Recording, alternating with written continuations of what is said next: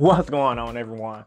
So in today's video, I was trying to bring you guys 3 videos a week originally, but the Legendary Collection Kaiba Box gave us an insane release with the amount of reprints they're giving us.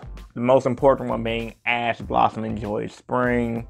I mean, I guess you guys can get excited about the other Ghost Ogres and etc. But I'm here to give you guys a different argument because in YouTube, I'm seeing everyone like, oh my god, reprints are insane. These reprints are gonna be the best thing ever.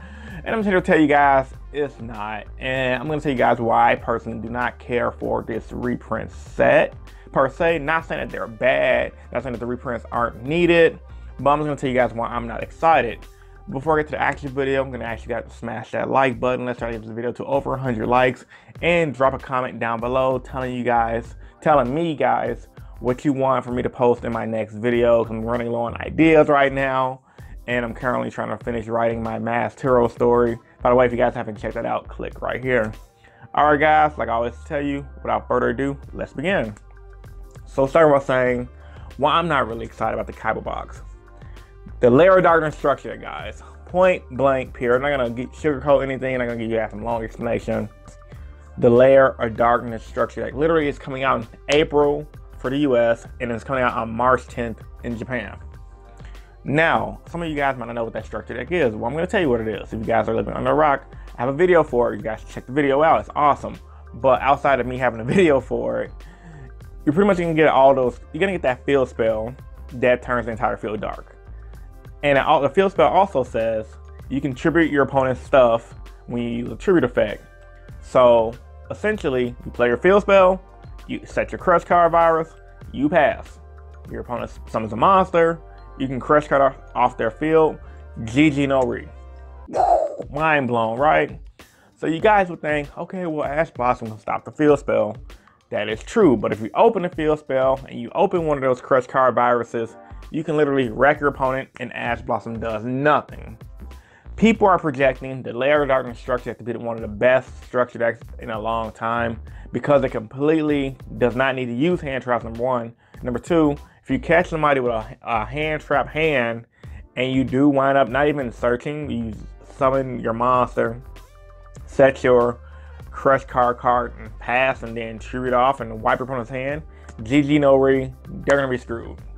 So outside of the Layer of Darkness structure deck, that's the main reason I'm going to talk about as far as why these hand traps shouldn't be on everyone's bucket list as far as the set, buying into the set right away. But the only one you should be really getting is Ash Blossom, I guess, Droll, and Lockbird. If you're not buying this for Ash Blossom, Droll, and Lockbird, just buy them out singly. But yeah, man, the next reason I'm going to talk about is a lot of people are currently already saying you don't need Ash Blossom in your main deck and you don't need Droll in your main deck. You can pretty much side deck those cards. And heck, a lot of people are proving you don't even need to main deck those cards. I believe I've seen a few regional top 8s, correct me if I'm wrong, and a few people online just post tournament winning deck lists where they didn't main the Ash Blossom or the Droll, they side decked them or didn't use them at all, or they want to pay for them and they were good to go. So if you think about it right now, Layer of Darkness structure deck, if people are already doing well without those cards, they're not going to need them anyway. So it's like, okay, the cards came out, whatever. I mean, you're going to get them, but there's no point of just jumping for the hype right away. You don't overspend for the reprints, pretty much. Just get them at a decent price and call it a day. And ultimately, another reason why I'm not excited is because Konami does this all the time. You guys should be used to it. They reprint stuff when when the stuff isn't as good anymore, pretty much. So it's like, for example, I remember when they reprinted Max C. In the beginning, when they reprinted Max C, it was awesome. It was still the wind-up format, if I correct me if I'm wrong. But after a while, Max C faded out. And then, you know, throughout the formats, every time they drop us a reprint, you're like, yay, the card got reprinted.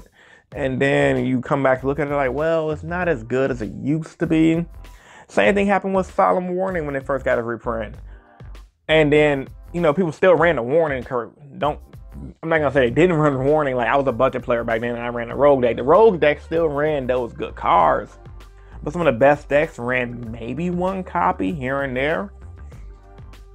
So when you factor in the fact that Konami always reprint stuff when it isn't as good as it used to be at its peak, why do you care? Like, there's really no point of caring.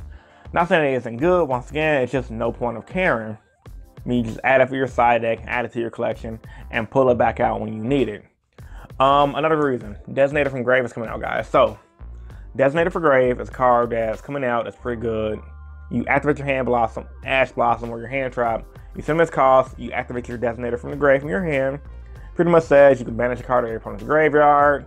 It's a quick play spell, and your opponent can't use cards with that name in its effect. So essentially, they can literally have one ash blossom in their hand or a Fag Veil or whatever. They activate it.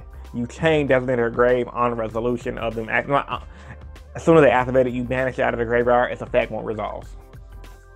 And pre the announcement of this stuff getting reprinted, everyone was like, we can't wait till Designated to Grave come out because we're just going to go off with our combos. It's GG no re. So it's like, okay, guys, calm the hype down, calm the hype down.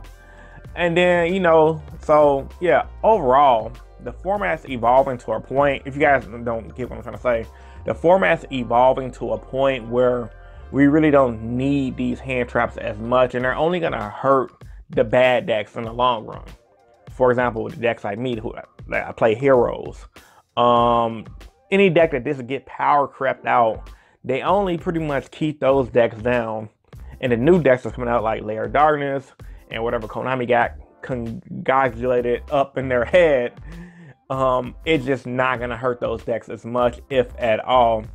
So, but hey, at least we have them for our side decks, and at least we'll finally get them. And eventually those cards will be useful once again at full capacity. So with all that being said, guys, post your thoughts and opinions about this video in the comment section down below. Do you guys think the hand traps getting reprinted is a big deal? I personally don't think it is at all, but I do admit it is nice to have these cards. And for the little time before April, when the Lair of Darkness structure that comes out, we're going to be able to use these cards and enjoy them while they can. But even now, they're not even that great. So all that being said, man, this is Innovation Watch. Yo, subscribe if you haven't, and I'm signing out. Peace.